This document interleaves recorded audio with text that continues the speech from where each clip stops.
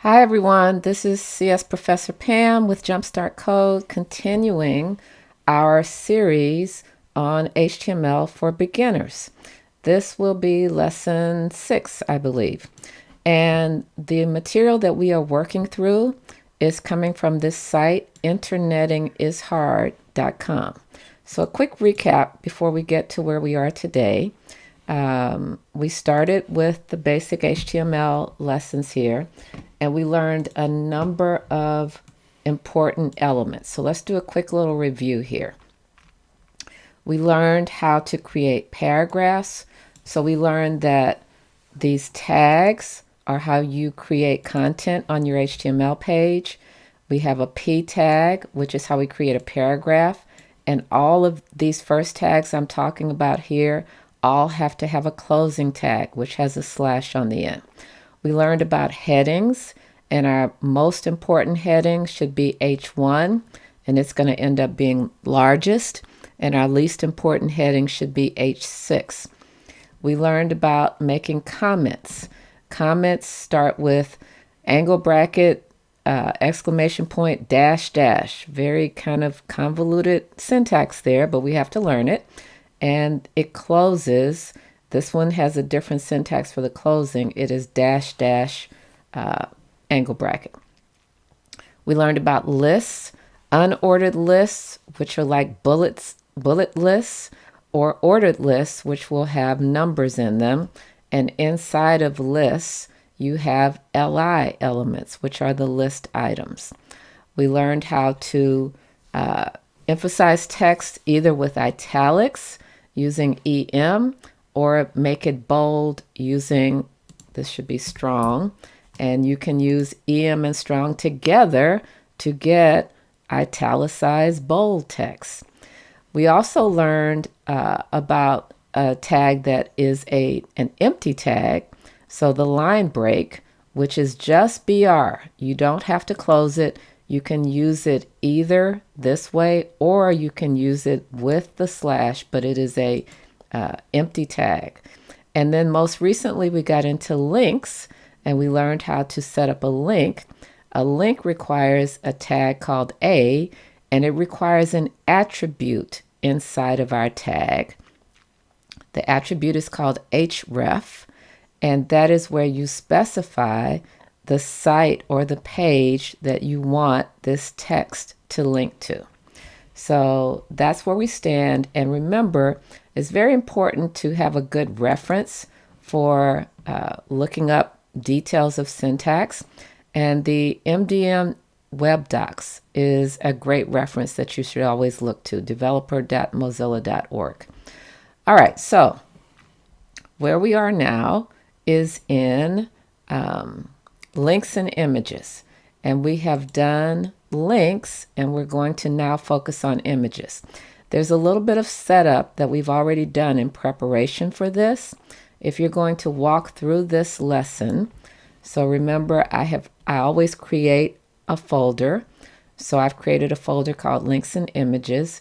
Inside of that is where you put your HTML pages, and inside of that folder is a folder called images, and I have already set up the images that this particular lesson is going to be working on, and a link to that is here. So you download the images here, and then you drag that folder into your folder. All right, now that we've done all this setup, let's move into what we are going to do with images. So we are here at the end of the page. Now I have all my files set up in VS Code.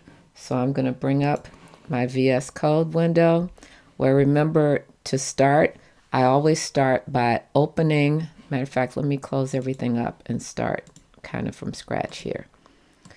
So you start by opening the folder that you want to work in, and my folder is this links and images folder, and that makes all the content in that folder available to me here. All right, so New tag. How do we create images in our web pages? The tag is called IMG. It is an empty element, and so that means it doesn't have a closing tag. Now, there are quite a few different types of images, many different image formats that are available, and so we're going to talk a little bit about them. So we've got JPGs, GIFs, PNGs, SVGs. All right, so let's start with JPGs. These are really good for pictures and images with lots of gradients in them. So inside of our folder, our images folder, we have a file called mochi.jpg. And if you want to just see what that looks like, you can always just click on it and take a look at it. So it's that. All right, so we're going to put this in our images.html file. All right. And again, it is really important actually to type this content in, but just to not have a lot of typing that I'm doing in my video here, I'm actually going to just copy this code and then I'm going to explain it. So we're going to go to our images.html page. So let me go to my VS Code window. Here's my images.html page. And I'm going to put this code here. So let's take a look at it. So first of all, we have a paragraph. And we've got some content here. And notice this paragraph is going to give us links to our other pages here. So remember, you can put a link, you can embed a link anywhere you want to. So these are links that are embedded inside of a paragraph. The text that is inside of the A is the text that you're going to click on to go to that. Then we've got an H2 heading because this is slightly less important, secondary importance here of JPGs. We've got a paragraph here, and here is the link to our image. So notice we have IMG, and in this case, we have to use the attribute src. Now, I'm going to tell you, this is an example of something that you just have to learn. Whenever you're making a link, the attribute is href, but when you're making an image, the attribute is source. You will probably confuse them at some point in your coding learning journey, so just be aware of that. And then we are specifying where the file is. Now notice, remember we put these files inside of a folder called images. So remember, we've learned in our previous lesson about how to reference relative links or relative file locations in our project. So that's why this has to be images/mochi.jpg. All right, so let's save this. And then I am going to open up, this is my images page. I'm going to right click and open it with Live Server.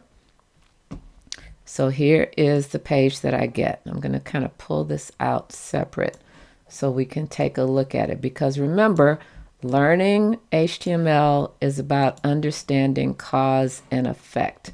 So it's really important to look at the results kind of right next to the code that we wrote. So let me just get my windows kind of set up here. Here's the code. And what did we do? We started off with this paragraph. So you see here, we've got this page covers common image formats. If you want to go back to the other pages, notice if I click on here, it takes me back to my links page. If I click here, I can go back to my images page. This will take me to my extras. Here's how I can go back, right? So that's just a little review of links. Then here is our H2. So you notice it's in slightly smaller than the H1. We've got a paragraph, and here is our image that is basically, notice, the same size as the original one. We'll talk about how to size these in just a second. All right. So that is our first type, a JPG. Let's add a GIF. So I'm going to copy this text. I'm going to, after this line, and also, again, remember that you'll notice that I'm putting some blank lines between some of these things, but it's not the blank lines here that are going to control blanks right here, right? For example, here, images here. If I put several blank lines there, we'll see in a second that that's not going to make any difference. So let's save this and see what happened. So I added extra blank lines there, no extra blank lines here. So remember that. But sometimes it is just useful to kind of organize your code a little better. Then we've got down here another header and another H2, a paragraph, and then notice we put in an image, and this one is to a different file, right? And so now remember, make sure one of the most common mistakes in coding is just typos. Okay, so suppose I do that. That's a bad file name, right? And what do I get? I get basically this is a broken image here, right? There's no file that it's connected to. So if you get something like that, that means you have to double check. Anytime you have a mistake, basically the first thing that you have to do is just double check everything that you wrote, okay? Because we're human and we just make human errors. All right, our third type is a PNG, which is good for anything that's not a photo or it's not animated. So we're going to add this to our code. That's also why it's important to code a little bit and test, because you just have typos sometimes and they're easier to find that way. So I have an H2, a paragraph, and a link to that file. So we'll save all, go over here and take a look. And you'll see that we now have that added to the bottom of this page. The fourth type of image file is called an SVG, which is a vector-based graphics format. It allows you to scale your image very easily without losing any quality. So it's very good for something we'll be learning about in the future called responsive design, which basically means as you change the size of your, the device that you're on or your web page, that your web page continues to look nicely. All right, so whenever you have them, you should use them. So I'm going to add this code to what I have over here. Again, I want this to all be indented properly. All of these things are inside of my body, right? The whole body section is the content that you're seeing on the page. So we've got another H2 and we've got some text. Notice we're using italicized text here. So we're using a lot of things from our toolbox. And when we look at what happened when we refresh the page, SVGs are, do you see here this italicized text? That is because we nested that inside of our text. And we can see our SVG here, okay? Now, so there's some other things about SVGs, but we're not going to focus on that right now. Right now, we just want to know how to use them. All right, so let's talk about dimensions or sizing. So by default, what you're going to get is whatever is the original dimensions of your image file. And you could go and edit and change the dimensions of your image in a program, for example, like Paint, if you're good at doing that. But we can also change our dimensions here in our HTML file. So you'll notice these three are actually basically twice as big as the SVG, right?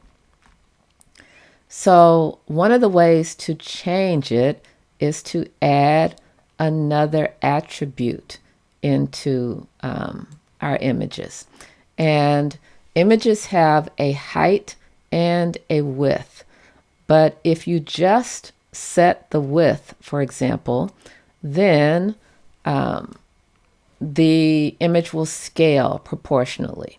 So if you want it to scale, then you only need to set one of those. If you were to set both of them, then you may stretch the image in some sort of way that's not appealing. So if I want all of these, and notice this is in pixels.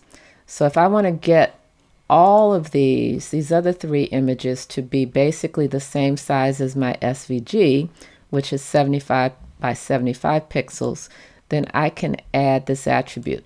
In the future, we're going to see how we will use, typically put this kind of information in a separate CSS file, which has to do with the styling of our page. But for right now, we're keeping things very simple. So inside of each one of these, as a matter of fact, the benefit of that is if you wanted all your images to be the same width, then I wouldn't have to repeat this. But right now I'm going to have to repeat it on each one, right? So let's just do one. Sometimes when you're changing something, you just want to change one and see if it works. And look, so that did work in terms of scaling that down. So now let's go change them all. So I am going to take this code. We need a space. And notice we have to put in quotes. It can be either single quotes or double quotes, the actual width that I want. So we'll save that. And now you see that all of my images are the same size. Now you may already be thinking about, well, how do I set this up so that images are next to each other or a certain kind of layout here? Right now, we're not going to be concerned about layout because layout is a whole subject that we will spend some time on in the future. But right now, all of our elements basically start and take up their own space. All right, the one last thing that we want to do with our images, it's always very important, particularly for accessibility of your website, that you have what's called an attribute called alt that describes what the image is. That way, for people who are using screen readers, for example, they get to have a description of what is there. So I am going to add the alt text. That would be an additional attribute. So you notice here, you can have multiple attributes that are enclosed in your element. And again, an image is an empty element, so it just has a slash here at the end. Now you're not going to see anything that happens as a result of adding that text there, but this is an important thing to make sure that you do in terms of making your web pages accessible again. So that description should be something that is fairly descriptive of exactly what the picture looks like, okay? So I'm just going to add all these in there.